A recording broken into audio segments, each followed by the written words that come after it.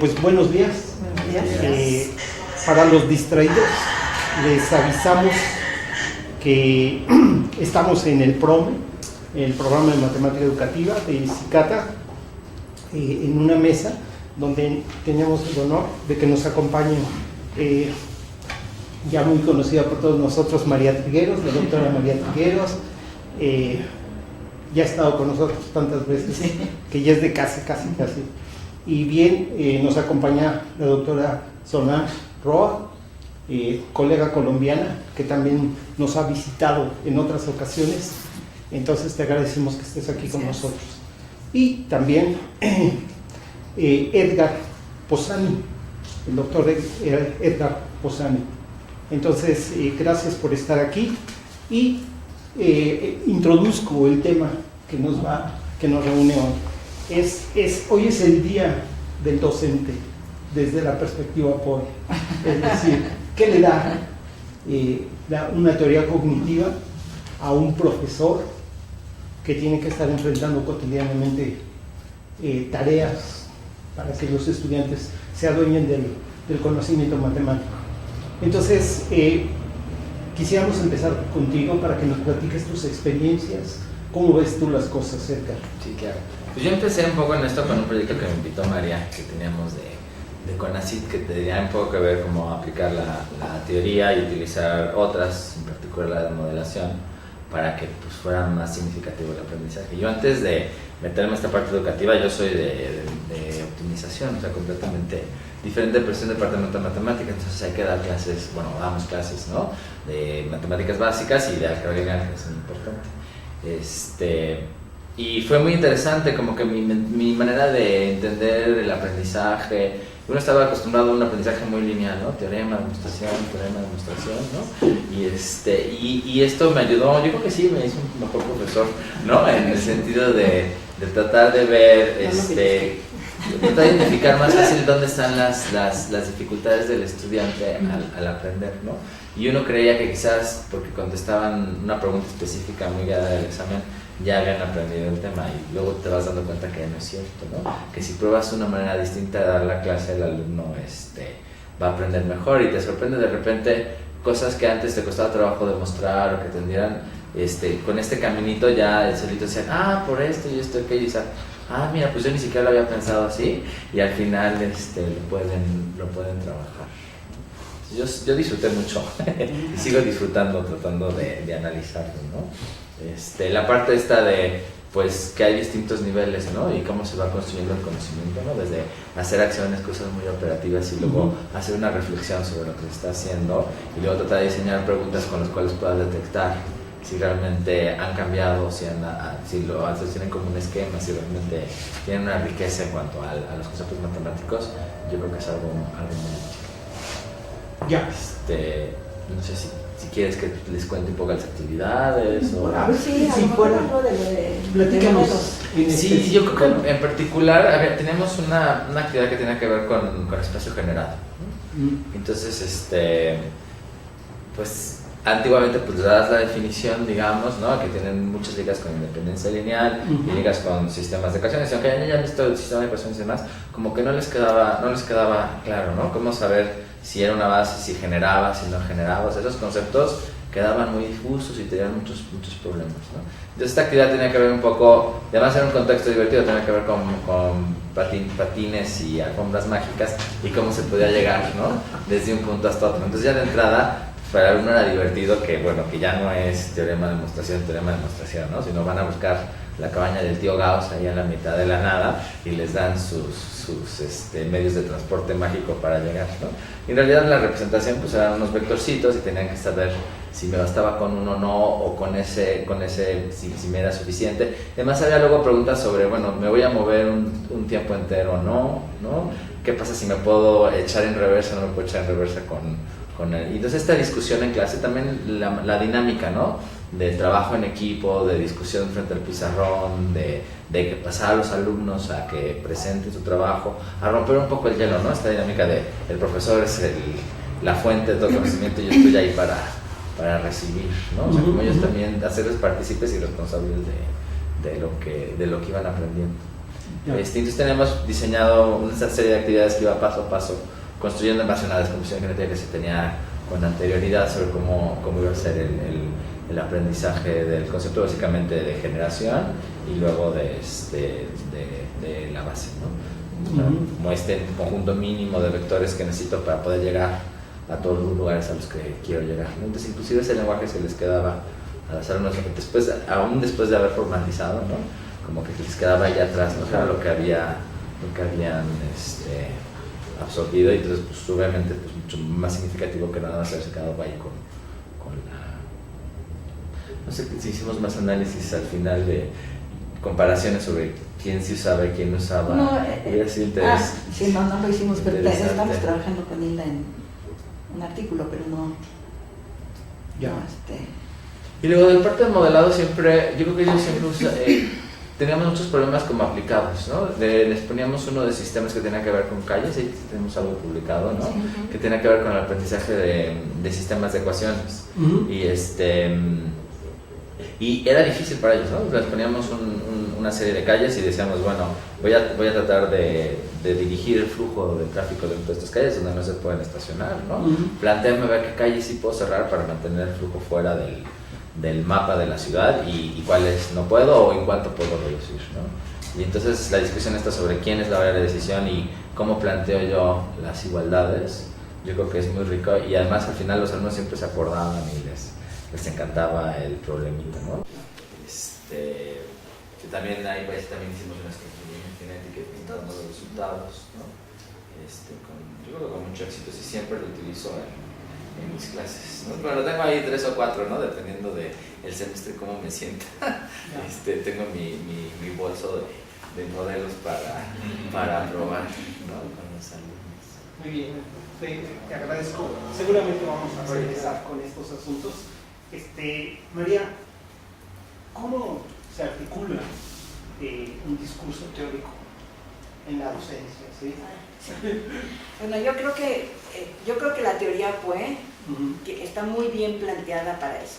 O sea, porque la teoría PUE nace, aunque es una teoría cognitiva y me interesa saber cómo aprenden, cómo construyen el conocimiento, en realidad nace como quiero aprender cómo aprenden para poderles enseñar mejor, porque veo, como dice Edgar, que no aprenden prácticamente nada, ¿no? Digo, bueno, así decir, con muchos años vas aprendiendo, pero salen de los cursos y salen sabiendo bastante menos que lo que uno piensa como maestro, aún con la teoría cognitiva.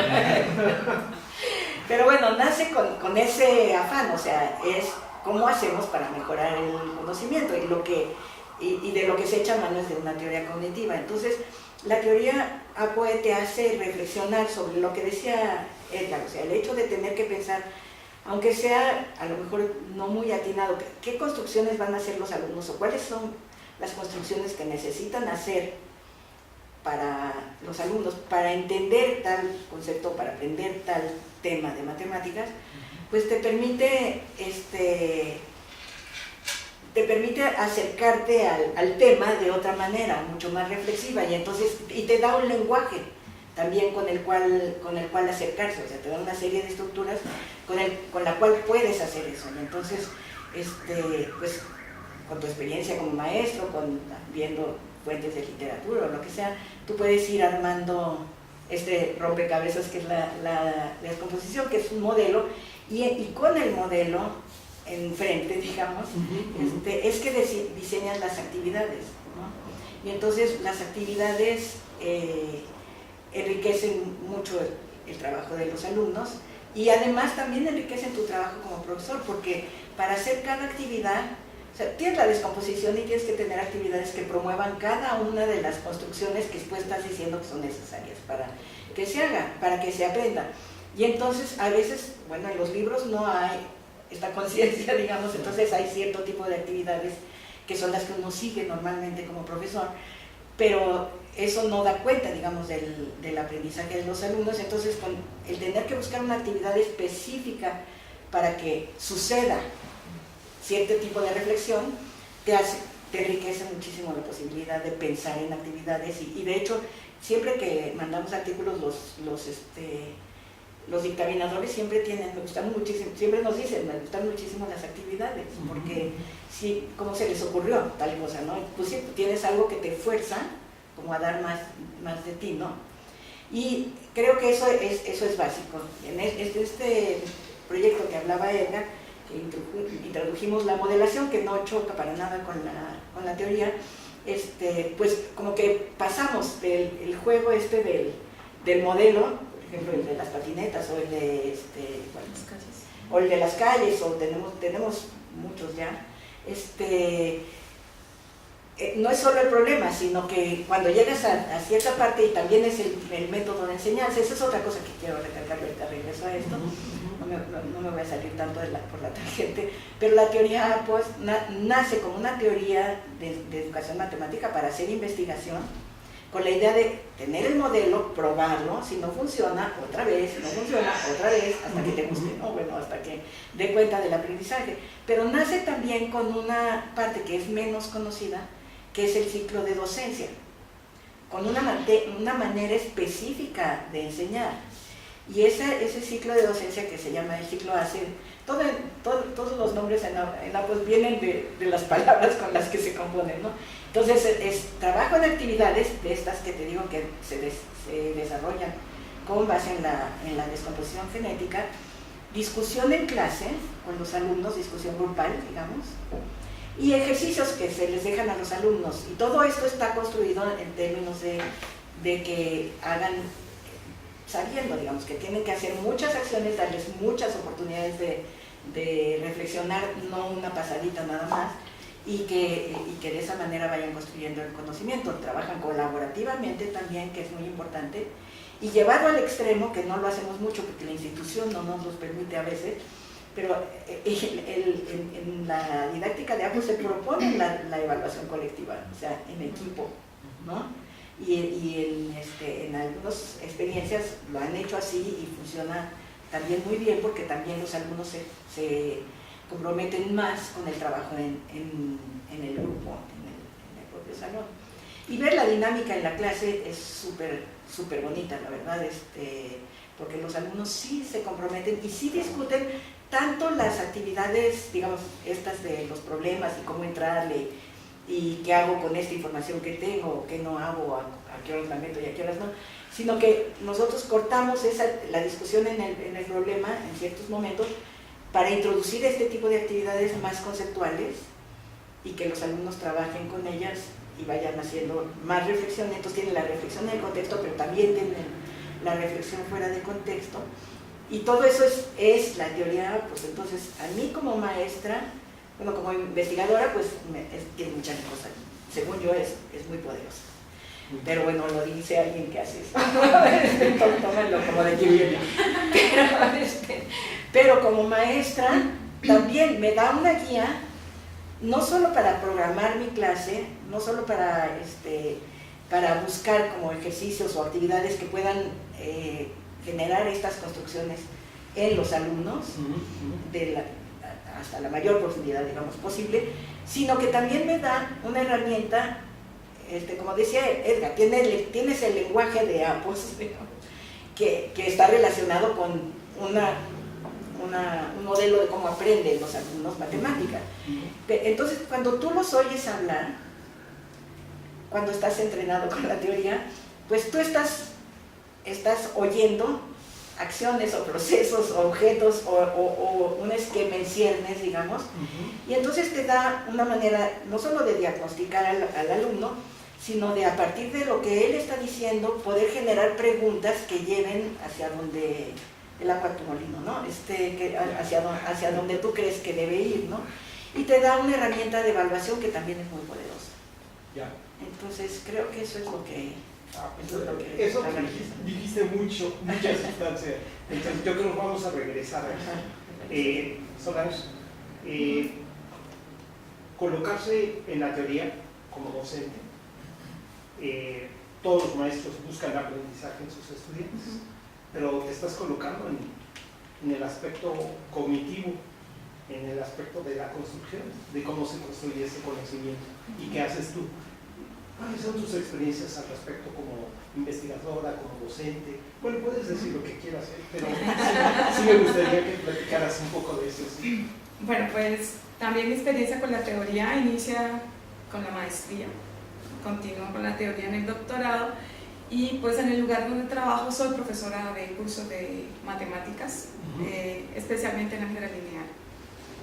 Entonces, cuando me encuentro con esta teoría, pues me gusta mucho porque del lugar donde yo vengo es un lugar que es una escuela de matemáticas. Entonces allí lo matemático, esto del teorema, la demostración, esa formalidad como que por tradición es muy importante. Y también un poco por la trayectoria de cómo se va formando un grupo de investigación en educación matemática en ese lugar, pues las creencias estaban más asociadas con un activismo, ¿no? ¿Qué hacemos para que el estudiante aprenda tal cosa? ¿Y qué hacemos para que, qué tipo de situaciones? Entonces, que si con la computadora, que si haciendo un dibujo, ¿qué era? Y me encuentro con esta teoría que parte de lo cognitivo. Entonces, para mí fue como, hay otra perspectiva que no es solamente pensar en el cómo hacerlo, sino en el qué, cuáles son los aspectos epistemológicos que pues dan lugar a los conceptos formales como los estamos presentando ahora en el aula, y esas herramientas pues te permiten empezar a reconsiderar qué es lo que haces en el aula como profesor, qué esperas de los estudiantes, cuál es el papel que juega el libro de texto, por qué decides tomar un libro de texto y no otro, y claro, me proporciona un lenguaje para explicar ese fenómeno que se da en el aula. Entonces, en la literatura sobre didáctica de álgebra lineal uno encuentra que, claro, hay cursos que puedes desarrollar que se llaman cursos de álgebra lineal, donde solamente trabajas matrices y algo de vectores. Pero entonces te cuestionas, ¿qué es un verdadero curso de álgebra lineal? En particular nosotros, pues, en el lugar donde trabajo, todavía no tenemos un programa específico que todos los profesores deban seguir. Entonces tú puedes encontrar 4 o 5 programas y cada profesor elige cuál de esos programas va a ser el que va a desarrollar en su curso. Entonces, puede que, por ejemplo, el concepto de transformación lineal, el concepto de valor y vector propio esté en un programa y no esté en el otro. Entonces, el hecho de discutir cuáles son las estructuras, cuáles son los mecanismos mentales que deberían ponerse en juego cuando un estudiante intenta construir un concepto matemático, en el caso particular en álgebra, pues me permite tomar decisiones sobre cuáles de esos programas son los que me interesan, incluso cuál es la organización, cómo hago para que el concepto de determinante no sea solamente el hecho de calcular, sino lo puedo ver desde lo funcional, ¿cierto? Cómo el determinante me sirve, lo puedo relacionar cuando quiero calcular los valores propios, etc. Pero es una reflexión que ya no es toma el libro de texto y desarrolla, sino yo decido de qué libro tomo tal tema, de qué libro tomo otro y casi que formo mi propio programa, ¿no? Eso ha generado, allí hemos ya dirigido varias tesis de maestría de profesores que son profesores de álgebra lineal, y pues eso hemos estado incluso pensando con ellos en cómo esas descomposiciones genéticas, en cómo ellos mismos han ido cambiando su percepción sobre lo que es el álgebra lineal y sobre lo que ellos deben hacer como profesores de álgebra lineal. Y un aspecto que se ha venido mencionando y que para mí ha sido fundamental es el lenguaje. Entonces ya no dices, mira, es que está bien o está mal, sino tienes una explicación y empiezas a entender que la construcción de estos conceptos que son abstractos, que resultan a veces ser más complicados para los estudiantes que otros conceptos como los conceptos de cálculo, necesitan un tiempo de evolución, un tiempo para madurarse, para reflexionarse. Entonces creo que a mis estudiantes les va mejor en ese caso porque generalmente las primeras evaluaciones no valen mucho. Sino, yo les digo, miren, la idea de combinación lineal es fundamental y la vamos a estar desarrollando todo el tiempo, va a ir evolucionando. O sea, como que los hago conscientes de eso, que yo también soy consciente respecto a qué es construir un concepto en esta materia. Yo les digo, miren, hasta aquí ustedes resuelven el sistema de ecuaciones, ¿no? Pero ¿cuál es la pregunta? ¿Cuál es la pregunta que se planteó?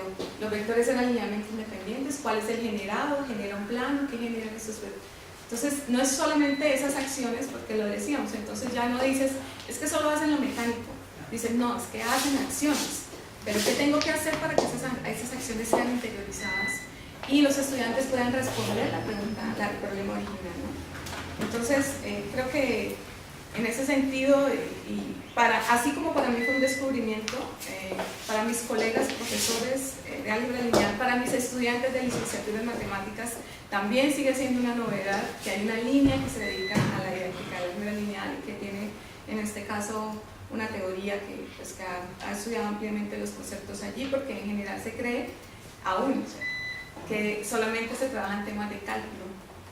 Y algunos creen que solamente conceptos que son de la primaria o la secundaria, ¿no? Entonces creo que para el profesor universitario la teoría POE es una herramienta fundamental. Una vez la conoces, te dota de eso, de un lenguaje, de una perspectiva, qué quiero que mis estudiantes logren, cómo puedo hacerlo. Y bueno, contesté la pregunta.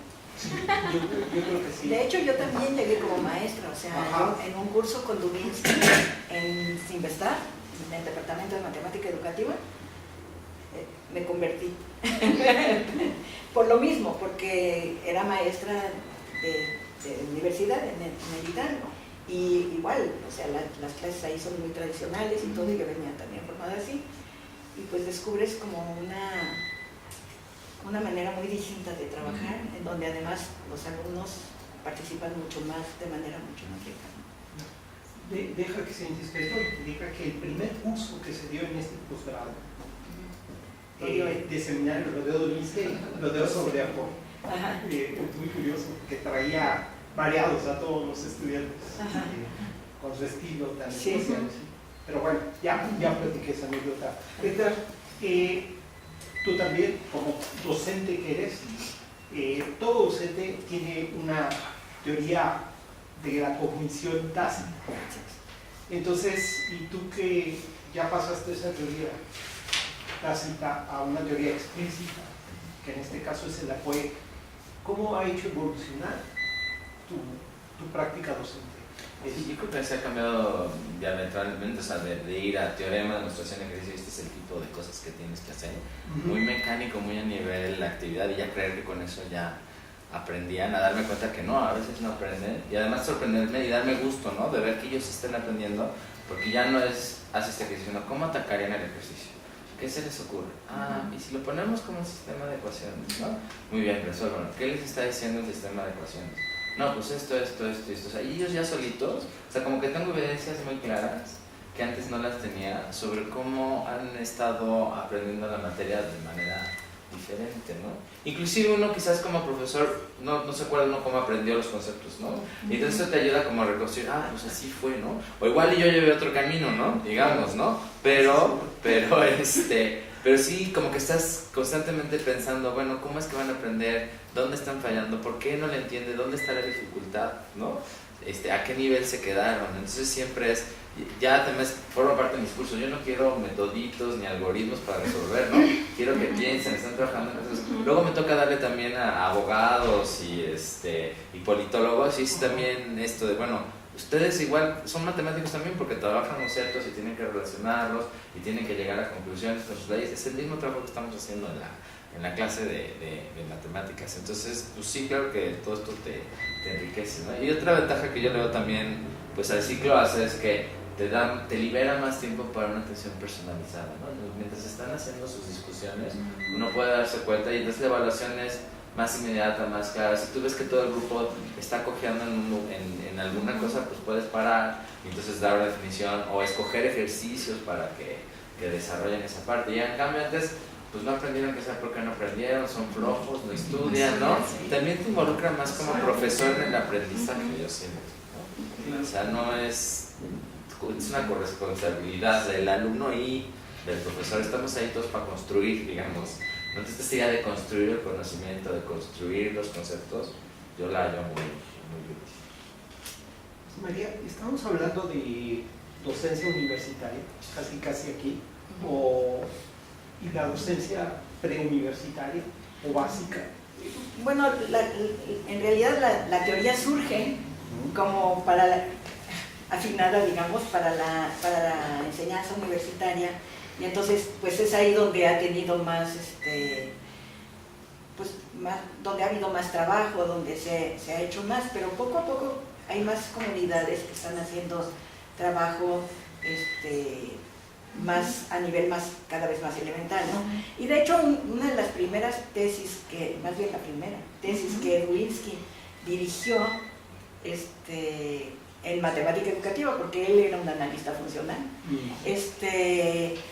fue a una chica de Israel, y lo que hicieron fue usar la teoría APOE para enseñar fracciones en primaria, ¿sí? Y la verdad la tesis y los conceptos que surgieron de ahí y todo son súper interesantes, porque realmente lograron como mucho con los niños. Y bueno, cuando hicimos el libro de la teoría, que retomamos muchas de las cosas que se están haciendo y hay toda una bibliografía de estudios, nos dimos cuenta que por todos lados hay estudios de APOE con APOE, digamos, a distintos niveles, y que mucho que desconocíamos, a lo mejor en unos mejor aplicando la teoría y en otros no tan bien, pero hay una influencia fuerte de la teoría. Y a mí me ha tocado, por suerte, digamos, que me inviten a dar cursos de la teoría en algunas ciudades de México, del país, y en Latinoamérica y en España. Y ahí casi siempre son maestros, y la mayoría de los maestros son maestros de secundaria y de prepa, ¿no? O sea, de nivel medio y medio superior. Y entonces ellos, bueno, como lo hago siempre como taller, entonces tienen que trabajar. Hago APOE en un taller sobre APOE, ¿no? Y la idea es que ellos hagan su propia descomposición genética. Es difícil, muy difícil hacer una descomposición genética, pero pues sí, igual se aprende. Y sobre todo, si tienen la experiencia, van viendo qué sí es, qué no es, hasta dónde quieren llegar con los alumnos, porque sí, no es lo mismo dar cálculo o dar matrices en un curso de álgebra lineal o de cálculo universitario, que dar cálculo en la prepa. O sea, dar cálculo en el bachillerato pues implica otro nivel de profundidad de los conceptos y demás, y entonces probablemente hay que alinear la descomposición genética, que no es un nivel, ¿no? Hay que alinearla al nivel del curso que uno enfrenta, ¿no? Y el nivel de los alumnos, y hasta dónde puedes llevar con ellos, lo cual no quiere decir que puedas llegar mucho más, pero sí como tener un poco más acotado. Y han salido cosas muy interesantes también en esos cursos, porque los maestros se pegan muchísimo a la teoría, luego seguimos manteniendo contacto y me platican sus experiencias, y por ejemplo, algo que les preocupa muchísimo a los alumnos de estos cursos que son maestros, es por ejemplo cómo enseñar bien ecuaciones cuadráticas. La ecuación cuadrática es una preocupación. Me da un colegio, ¿no? Como que no sea nomás la fórmula, ¿no? Sino que realmente entiendan lo que están haciendo y que además la diferencien de la línea. Y entonces varios de ellos han hecho distintas descomposiciones genéticas para enseñar la ecuación cuadrática, y luego pues actividades que vayan con esa descomposición, y trabajan muy contentos con los alumnos. O sea, ellos mismos se empiezan a dar cuenta de lo que decía Edgar, de lo que decía Sol y de lo que digo yo, que cuando cambian la manera de enseñar y tienes una teoría que te guía, que tiene las estructuras, son bastante claras, aunque podemos usarlas mal, pero tienen bastante claridad, y entonces te permite no solo ponerlas en práctica en cuanto a tu diseño de clase, sino que cuando tú estás trabajando con los alumnos casi les das clase particular, como dije, porque te acercas a los grupos y ves qué están haciendo, y cuando te describen o cuando los oyes ahí medio atorados, pues te surgen preguntas que puedes hacer pensando, ya la tenemos tan interiorizada, al menos yo, ya pensamos en APOE, ¿no? Entonces, si te surgen ideas para preguntar de distinta manera y cambiarlos a lo mejor de un callejón un poco sin salida a pensar el problema de otra manera, o la actividad. Y creo que eso enriquece muchísimo el trabajo tanto de los alumnos como del profesor. O sea, voy a meter una perversión personal. es reproducible. Me trato de explicar. Si yo hago una descomposición genética, o sea, María hace una descomposición genética y llama a Solange y le dice, mira, esta sirve para construir la idea de base de un espacio vectorial. ¿Funciona automáticamente la descomposición genética? ¿Es automática? ¿O qué pasa con el docente que la toma y qué hace? ¿Cómo interactúa con ella? ¿Cómo lo interpretarías tú eso? Bueno, el docente, voy así como a ponerlo en un caso particular, tomo la descomposición genética y se la doy a un profesor, a un docente que sabe de la teoría, o sea, puede leerla, puede entender la descomposición genética, y el paso a seguir sería, si yo no le doy como clave sobre los diseños, que él diseñe un modelo de clase que se base en esa descomposición genética, ¿sí? Entonces, algo que es importante es que no es que la descomposición genética te permita clasificar estudiantes, sino es ese modelo, que es un modelo que puede validarse, que se vuelve más fuerte, más robusto cada vez que se aplica con diferentes estudiantes, diferentes grupos de estudiantes, y lo que hace es que se reestructura. ¿Por qué se puede reestructurar? Porque puede ser que en un grupo donde yo vengo a aplicar, por ejemplo, un diseño basándome en una descomposición genética del concepto de transformación lineal, allí ellos tengan, yo considere la construcción de la transformación lineal iniciando como dos propiedades por separado, pero ellos ya tengan el concepto de transformación construido. Entonces eso reestructuraría este análisis, ¿sí? Que se iría reacomodando, pero sigue funcionando y sigue funcionando independientemente del curso, porque no es particular para el individuo, sino es una forma, por eso hemos hablado como un individuo genérico, es una forma donde cualquier estudiante, digamos, en un contexto de un curso básico puede acercarse a la construcción del concepto, desarrollar una estructura de ese concepto dependiendo de cuál es el tipo de actividad matemática que se genera a partir de ese modelo teórico, ¿no? Bueno, mis preguntas, y vi que María... Yo digo, no, lo que pasa es que sí tenemos experiencia, o sea, estoy totalmente de acuerdo con lo que dijo Solange, porque sí tenemos experiencia, porque en este proyecto que hicimos, que también es de álgebra lineal, pero tengo otro proyecto de funciones de varias variables, en el que hemos trabajado, o sea, con los profesores casi la descomposición genética, las que había, las tomamos de la literatura, o sea, no nos dimos a la tarea de hacer todas las descomposiciones genéticas, pero sí sufrieron algunos cambiecitos para adaptarlos al contexto, pero pues tenemos maestros que no saben APOE, ¿no? Y que, claro, si hablas de la teoría de la descomposición genética, sí, pues yo te puedo dar mi descomposición genética y tú puedes aportarme, porque tienes una experiencia como maestro y no estás a lo mejor necesariamente pensando en acciones y procesos, pero te metes a esto y puedes decir, fíjate que yo lo que veo es que los alumnos tienen esta dificultad y no la veo reflejada aquí, ¿no? Y entonces yo tomo a la descomposición, pero lo que sí es muy importante es que cuando tú tienes este tipo de actividad, ya la descomposición y además cierto tipo de actividades que más o menos sabes que son funcionales, y se las das a los maestros y los maestros las usan y a veces las usan dando su clase normal y les dejan las actividades de tarea, o a veces les dan tantitas actividades y luego, o sea, ya no tienes tú ninguna injerencia en cómo van a hacer ellos su clase, y sin embargo los maestros siempre regresan a pedirte más actividades porque les ven utilidad, las ven como más completas que lo que suele haber en los libros de texto, y las ven como más afinadas a lo que se está buscando. Entonces, y hemos hecho comparaciones, yo en particular pues del proyecto de álgebra lineal tenemos un montón de información y me he dado a la tarea de irla organizando y de ver pues que los alumnos sí aprenden, no importa, a lo mejor aprenden más o aprenden menos si se usan más o menos las actividades, pero de alguna manera sí ves algunas diferencias.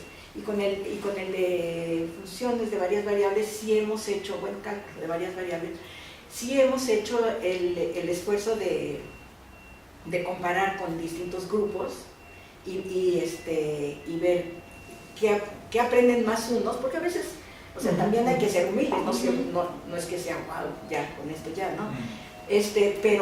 Pero el hecho de comparar y decir, bueno, estos alumnos llevaron clase tradicional, llevaron pizarrón, teorema de demostración, y sin embargo esto lo hacen mucho mejor que los nuestros. ¿Qué está faltando en nuestro diseño que se ve aquí, ¿no? Entonces, pues también la dinámica propia de la teoría, que no es una teoría ya hice esto y ahora es así, ¿no? Sino que siempre se está reforzando, siempre se está refinando y siempre está abierta a ver lo que pasa en otros lugares también, pues le da también esa solidez que tiene. Y yo quisiera rescatar un poco lo de que además hay distintos puntos de partida, ¿no? O sea, como el álgebra lineal es tan rica y hay tantas ligas, tú puedes empezar desde sistemas o puedes empezar desde los vectores y la parte geométrica, ¿no? Y entonces además se complementan, tú llegas y que en un momento tengas un esquema más grande que agrupe todo ese conocimiento. Entonces yo creo que no hay una descomposición genética para aprender más, ¿no? Depende mucho, o sea, no es una única, depende de dónde empezaste, de dónde vienen los alumnos y qué camino escogiste, porque inclusive en nuestra clase a veces empezamos desde los vectores y en otras empezamos desde sistemas y las dos son igual de válidas y uno espera que al final lleguen a la comprensión del concepto de la misma manera, ¿no? Y se nota mucho porque si empezaban desde sistema, entonces al principio todo lo van a asociar con sistema. Si empezaste de vectores, todo al principio es de vectores y luego al final llegan al mismo camino. Inclusive para algunas materias que se le dan a economistas es importante que van vectores que están llevando cálculo al mismo tiempo, entonces ahí el programa es un poco diferente, entonces como que hay necesidad de presentar ciertos temas con más anticipación que en otros grupos. Y bueno, claro, eso también ya se a gusto del profesor, ¿no? Porque, o ¿cómo te amaneciste ese semestre, ¿no? Algo que quisiera destacar es que lo que hace la descomposición genética también es que le permite al profesor establecer las conexiones que él mismo no percibía inicialmente.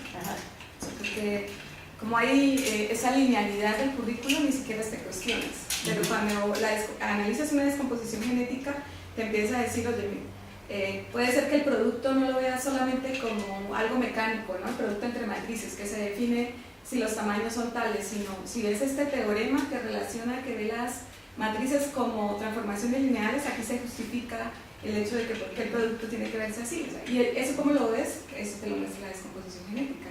Cuando ya estás pensando en todas las relaciones que puedes llegar a establecer entre esos conceptos que puedes construir. Ya lo hacemos con la pregunta, la tosa. Pero es siempre no es la tosa. Es el del esquema y el significado. Es decir, ¿qué significan las cosas? Porque siempre los muchachos en las clases de matemáticas pues aprenden las cosas, pero ¿qué significa? ¿Qué son?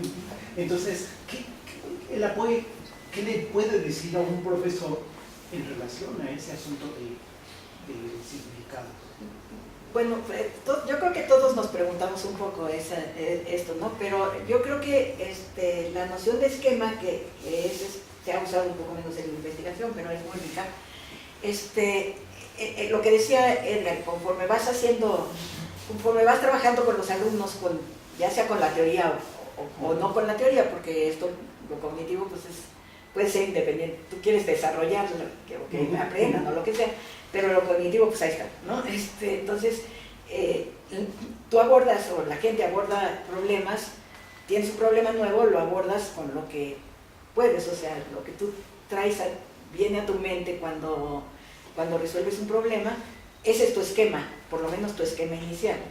Y lo que uno trataría en estos cursos, independientemente de por dónde empieces, es que ese esquema no sea nada más lo que vas metiendo en esa bolsita que decía Edgar, que tenía una bolsita para los problemas. Yo también tengo una y también tengo otra como de los conceptos, ¿no? Entonces la idea es que estas bolsitas sean bastante ricas en el sentido de que permitan hacer conexiones que sean coherentes, o sea, que den coherencia al conocimiento y que el estudiante le puede ir dando un significado a los conceptos. Si estás en una clase muy matemática, pues vas a construir un concepto o un esquema que tiene muchos conceptos matemáticos. Probablemente en un primer curso de lo que sea, no va a haber muchas relaciones entre los conceptos, o entonces quedan como todos separados, y eso es un desarrollo, es un poco de significado, pero o a lo mejor nada, digo, algunos alumnos se van en blanco, ¿no? Pero normalmente pues algo de significado se le da, y conforme tú haces estas actividades más basadas en teoría cognitiva, la idea es que vayan teniendo los conceptos más relaciones entre ellos, relaciones más sólidas, en donde haya relaciones de transformación, lo cual ya es un primer significado mucho más importante del que salen normalmente los alumnos. O sea, ya no se trata nomás de que sepas que es un problema de cálculo, sino otras cosas más, y que ese esquema se vaya constantemente, dinámicamente enriqueciendo, y eso es lo que da significado. En el proyecto de Lineal que hicimos y que seguimos trabajando mucho en él, que metimos modelación en parte también para darle un mayor significado a lo que vas produciendo, ¿no? O lo que vas aprendiendo, y también el modelo mismo te da una oportunidad de construir relaciones a veces ajenas a la matemática, pero a veces sí tienen una relación concreta con la matemática. Y nosotros mismos como maestros hemos descubierto que hay problemas de los que hicimos que tienen mucho más potencial constructivo, digamos, que otros. Algunos nos sirven para una cosa como muy particular, y hay otros que sirven para todo el curso. Entonces, este problema de las patinetas voladoras que hablaba Edgar, es un problema que ni siquiera lo desarrollamos nosotros, nos lo pasaron unos investigadores americanos, pero nosotros le hemos sacado así, lo exprimimos al máximo, y los alumnos entienden los conceptos de álgebra lineal, los que yo por lo menos como que nunca les di significado en los cursos, sino hasta que los usé a lo mejor en otras cosas en la carrera. Los alumnos se lo dan de entrada, y como dice Edgar, ya no necesitas ni explicarle, ellos hacen las demostraciones y piensan en el problema por acá y en la matemática por acá, pero van como pegándose, y pueden hacer demostraciones pensando en patinetas, ¿no? Demostraciones formales. Luego a lo mejor les cuesta trabajo el paso al lenguaje formal, a veces más, a veces menos, pero entonces están ligando como que todos los conceptos relacionados con el espacio vectorial, y luego piensan les pregunta uno una base de matrices, también espacio, y piensan como si las bases, o sea, como si las matrices fueran patinetas. Ya no tienen nada que ver con la dirección y el vector, y funciones que son patinetas y polinomios. Entonces, eso les da como un asidero que ayuda mucho a desarrollar significado. Bueno, ustedes saben que nuestro auditorio, en el caso de que exista auditorio, aquí hay tres. Sí, qué grosero. Nuestro auditorio está formado todos por profesores de diferentes niveles. Privilegia el bachillerato, el universitario, y hay un poco de secundaria, pero también tenemos profesores de básica. Entonces, ahí a mí me gustaría que fuéramos edificantes y pudiéramos decir, o sea, como alentar a los profesores en términos como de teoría, ¿no? Es decir, la teoría, ¿qué te puede aportar? En este caso específicamente a POE, ¿qué caminos hay que seguir, ¿no? Para que alimente y fortalezca la actividad docente, finalmente. Nosotros estamos viviendo esa experiencia con un grupo de profesores de básica, y lo primero que hemos hecho es, convencerlos de que trabajen con la teoría. La primera responsabilidad de los maestros ha sido estudiar, sentarse a leer. Por un lado, aspectos que tienen que ver la teoría, pero por otro lado, aspectos que tienen que ver con el concepto que deciden estudiar. Entonces, uno que tiene varios grupos de trabajo es el concepto de área. Entonces, lo primero que empezaron a luchar los profesores fue con ¿qué es el área? Entonces, había un énfasis en que el área era la fórmula. Y entonces, los primeros análisis teóricos, los primeros modelos que ellos planteaban iban hacia la construcción de una fórmula. O sea, quería que los estudiantes dijeran base por altura para el rectángulo, lado por lado para el cuadrado, base por altura sobre 2 para el triángulo. Y ahí empezamos las primeras retroalimentaciones entre ellos y yo, que soy su asesor. Algo que fue fundamental, y como lo mencionaba hace unos días en la conferencia, es que ellos debían hacer un estudio o un acercamiento a un estudio histórico epistemológico del concepto que habían decidido analizar. Y se encuentran con diferentes situaciones que tenían que ver con calcular áreas cuando se inundaban los ríos, y yo les decía, bueno, aquí, ¿qué idea, qué noción surge? Entonces, la aproximación. Entonces, ellos no consideraban como que conocer la aproximación de este número que le das a una región cuando la mides, que llamas área, también funcionaba y que en principio podía darnos mucha más información que tener un cálculo exacto.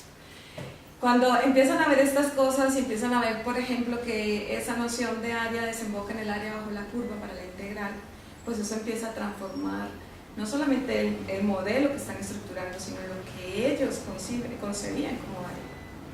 Entonces, cuando un profesor en cualquier nivel decide usar esta teoría, pues transforma a sí mismo en el sentido de qué considera que son las matemáticas. Entonces ellos se sorprenden, ¿no? Aquí hay un grupo que trabaja en tercero primaria con el concepto de área, uno que trabaja en octavo, que sería como tercero de secundaria, y otro que trabaja en décimo. Entonces se empieza desde la noción, aunque son diferentes grupos, si tú tomas los 3 modelos de descomposición genética que están construyendo, puedes ver cómo evoluciona eso del área. Entonces yo digo, estos estudiantes son privilegiados, los estudiantes que están con esos profesores, de cuando lleguen a la universidad y ya no van a estar, que el área base por altura sobre 2, o sea, no van a tener una visión más amplia porque lo que preguntabas hace un rato, ¿no? Antes del universitario, que hay que centrar la mirada ahí, ¿no? Para poder continuar y no estar como corrigiendo y pensando en hacer lo que no se logró en los niveles anteriores, pues esos análisis nos pueden llevar a que los estudiantes puedan estructurar y llegar a comprender mejor los conceptos, en este caso lo que tiene que ver con el área, que luego desemboca en la integral y otros conceptos universitarios. Entonces, aunque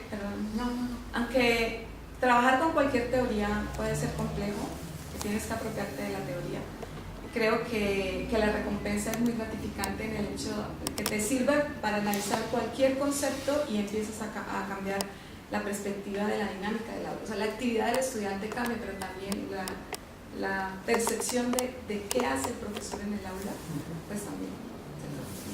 Yo nada más quería decir que también tuvimos la oportunidad, como trabajé en Enciclomedia, de ver esto mismo un poco, pero con el desarrollo de tecnología para el trabajo docente en primaria, ¿no? Y entonces esa para mí fue o sea, te pones en otro canal, fue una experiencia súper enriquecedora, porque ahí no necesariamente estábamos con los maestros, aunque sí teníamos unas escuelas con las que trabajábamos y probábamos y demás, para no estar nada más creando cosas en el vacío. Pero sí fuimos como aprendiendo mucho en el sentido de qué tipo de material o qué tipo de programa, qué tipo de experiencias pueden generar en los alumnos y en el propio profesor una forma de reflexionar diferente a la que se vive en el salón de clase en la matemática elemental. Y bueno, se nota históricamente en el desarrollo de los programas que fuimos haciendo, pero al probarlos en la clase, yo creo que el hecho de tener esta herramienta, los maestros platicábamos con ellos un poco de la teoría, pero no demasiado, porque no era como el afán, pero el hecho de vivir en esas clases, digamos, con un maestro que no tiene la teoría, pero hay detrás del diseño algo que promueve ciertas cosas, y el vivir en la clase, el trabajo de los alumnos, los maestros se sorprendían de lo que los alumnos podían hacer, y entonces lo explicábamos un poco con estas ideas de los esquemas. Muchos maestros sí saben un poco de Piaget, como muy cuadrado, pero sí lográbamos como que ellos vieran cómo los alumnos tienen esquemas que ponen en acción y que pues se corrigen unos a otros, y el dibujito que tú hiciste no, porque pasaban al pizarrón para corregir, casi a la computadora también, ¿no? Y explicarse unos a otros por qué eso que están diciendo no podía ser, y a veces iban mucho más, dejaban al maestro, o sea, porque el maestro también tiene limitaciones, había cosas que no sabía, pero los niños podían responderle el problema que se le presentaba al maestro, se los resolvían los alumnos. Entonces, eso interpretado en términos de la teoría es lo que quieres lograr, digamos, en un salón de clases, no importa el nivel. Ya. Y aquí hay una pregunta interesante. Me da la idea como de mecanismos mentales genéricos, pero no estoy, a ver, mejor la leo, porque dice, con base a su experiencia, ¿cuáles son los mecanismos mentales a los estudiantes se les presenta con mayor dificultad desarrollar? Es por eso que estaban dudas de exactamente a qué se refería. Pero, a ver, te leo la pregunta, porque dice, con base a su experiencia, bueno, se va para usted, está dirigida a María, pero no hay problema. ¿Cuáles de los mecanismos mentales a los estudiantes se les presenta con mayor dificultad desarrollar? Bueno, ustedes tienen que decir, ustedes son los invitados, ustedes tienen que responder a eso. Yo no. Se lo pasamos al público.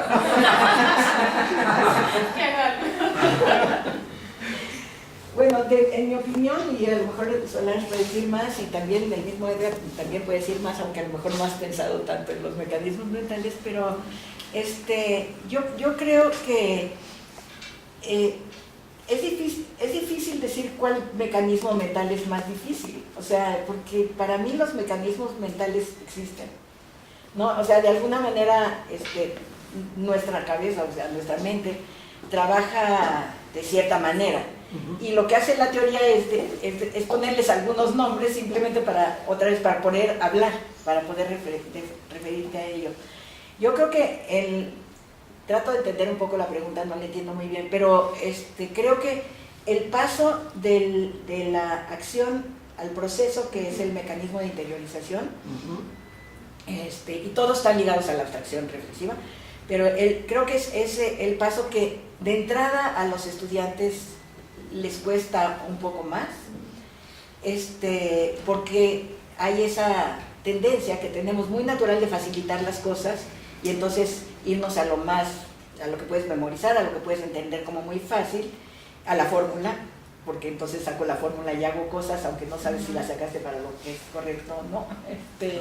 Pero yo creo que eso toma bastante tiempo. Cuando Sol decía, toma mucho tiempo, y sé consciente de que los alumnos, a lo mejor lo que les estás enseñando en tu clase, no lo van a entender hasta que están 3 semestres después, o el quinto de primaria, y tú se los enseñaste en tercero, porque el cerebro va a seguir trabajando de todas maneras con las cosas. Entonces, si están como las semillitas bien puestas, lo van a lograr.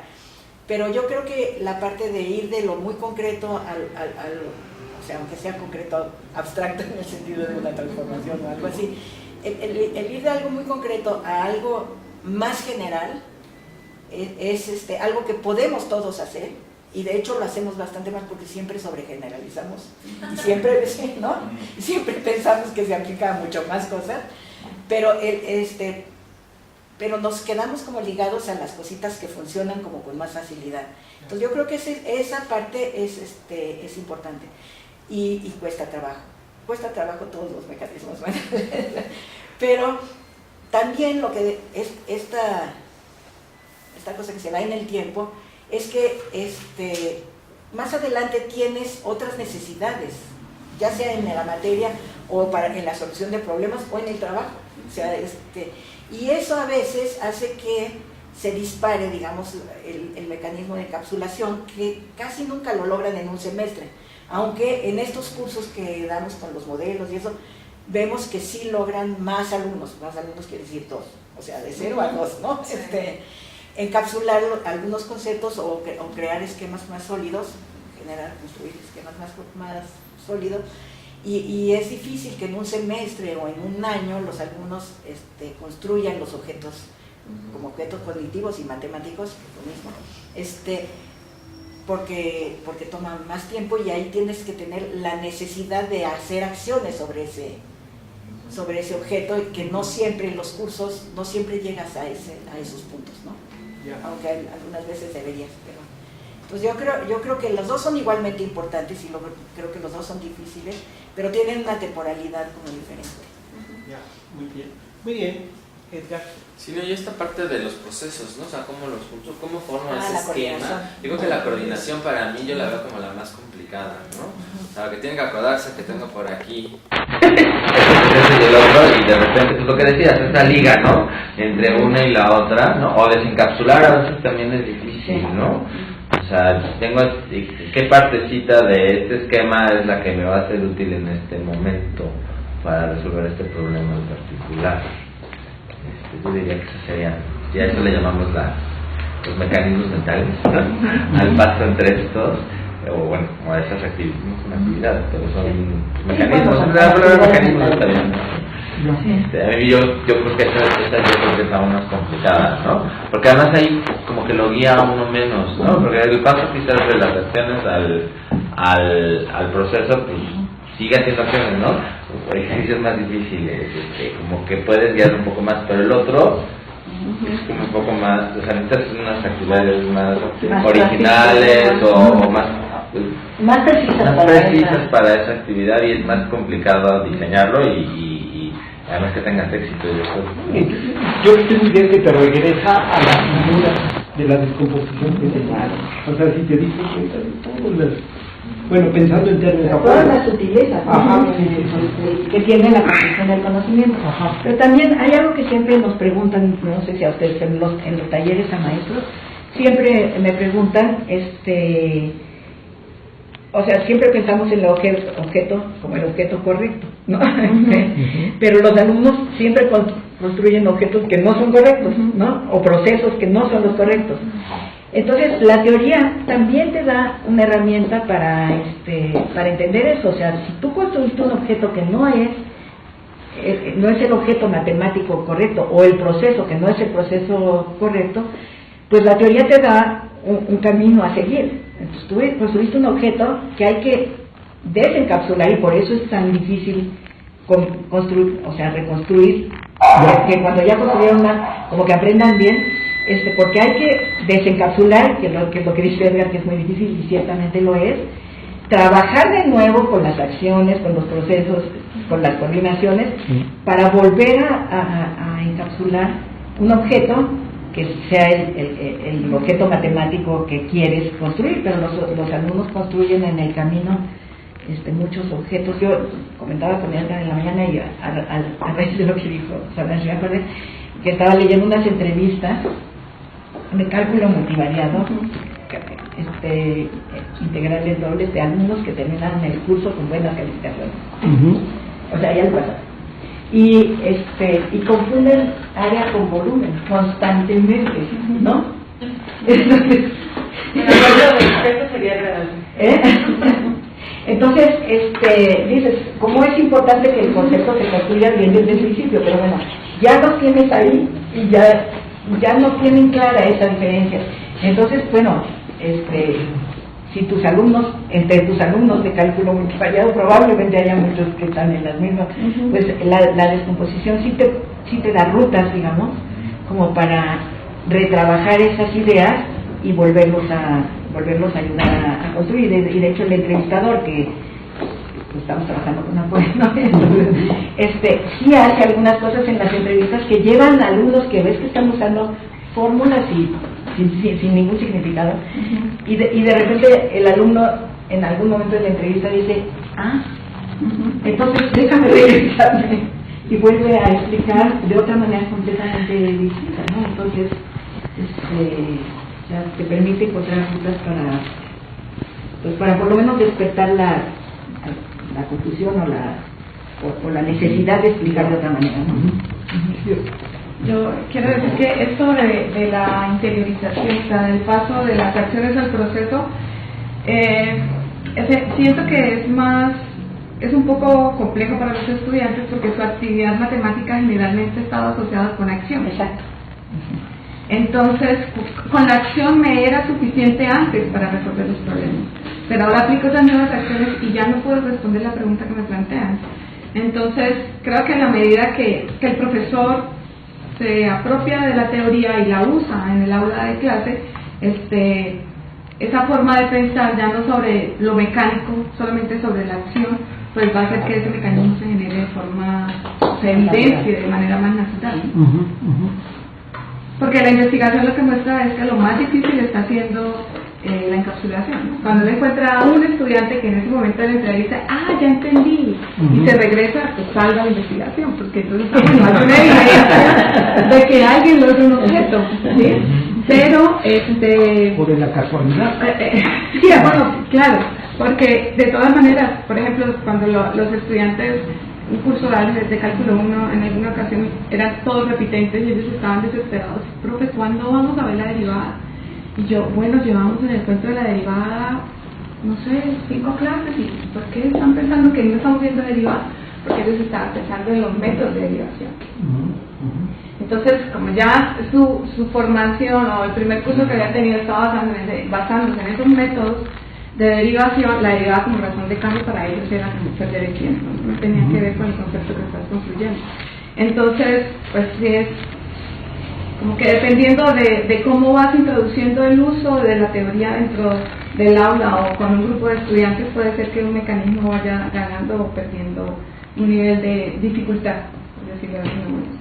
Ya. Bien, yo les pediría algo que yo debería hacer, pero como mejor hagan ustedes, como que sean un resumen de lo que platicamos. Es decir, finalmente, porque si nos están viendo nuestros estudiantes, claro, ya nos escucharon 1000 cosas que se dijeron, ¿sí? Entonces, pero ustedes, finalmente, ¿cómo cerrarían esta reflexión? Yo primero, ¿verdad?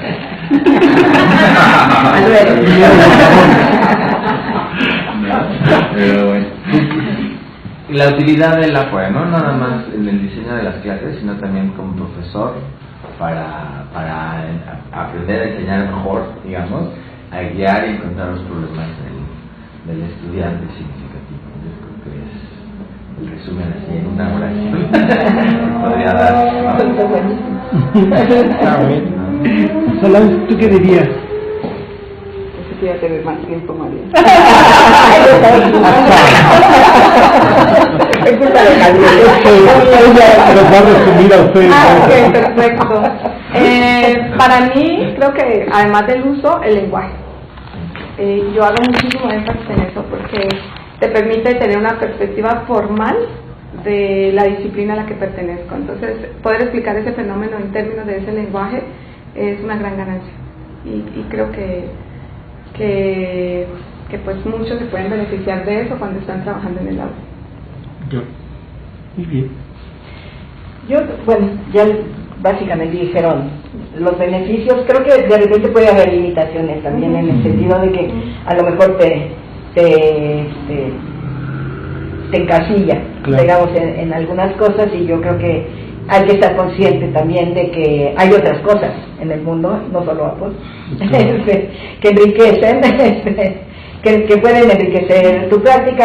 Hablamos, por ejemplo, de la modelación, que lo hemos hecho, hemos intentado también usar algunas ideas de la teoría de representaciones, que también es una teoría cognitiva, y entonces son como bastante amigables una con la otra. Pero también con Avenilde hemos introducido elementos de la teoría antropológica, y ver que también se puede, y que también eso enriquece, y que te permite ver algo, salirte un poquito y ver algo que con tu teoría, que es como ponerte unos anteojos, no se ve, y que cuando te das el permiso de ver otras cosas también se enriquece. Pero aún ahí, pues sí, tus lentes siguen siendo un poco apoyo, y yo siento que es una teoría muy poderosa, muy poderosa, y que usada bien, y que yo no lo he hecho nunca, pero porque uno siempre tiene como un poco un prurito de no usar la teoría con los estudiantes, pero yo creo que si los estudiantes entendieran un poco más cómo aprenden, digamos, por lo menos desde el punto de vista de esta teoría, también serían hasta menos adversos, porque luego no nos evalúan tan bien, hecho sea de paso, ¿no? Pero que ellos sepan que pueden controlar de alguna manera y que pueden explicar lo que están pensando con un lenguaje que les permita hacerlo de una manera más concreta, ¿no? Y si hubo una experiencia que tuvieron más o menos resultados buenos en el que los alumnos era también de álgebra lineal y veían un poco de teoría del conocimiento al mismo tiempo que hacían el curso. Y entonces pues es interesante, los reportes no son muy claros porque hicieron una investigación, pero hay una semilla bastante interesante de cosas que se pueden hacer, pero no olvidar que cualquier teoría, cualquiera te restringe, porque te pone en un marco del que pues no te sales tan fácilmente, ¿no? Ya, pero no hay problema, porque pero digo que no hay problema porque si hay un especialista en saltarse la teoría es el profesor. Sí, claro. Entonces, porque el profesor puede no necesitar la teoría cuando tiene necesidades muy concretas. Claro. Bueno, yo resumiría nuestra conversación y les agradezco muchísimo que hayan platicado y que me hayan empapado en cuenta de ustedes, es el hecho de que hablaron ustedes muchas veces de enriquecer la práctica. Y bueno, aquí, y parece que en todos lados, enriquecer la práctica del docente es desarrollo profesional, ¿sí? Entonces, y yo creo que es un elemento que es muy importante para nuestros estudiantes, porque ligarse a una teoría, entenderla, utilizarla, cuestionar con ella, finalmente es un elemento de desarrollo, ¿sí? Entonces, pues muchísimas gracias, ¿sí? Y por su amabilidad.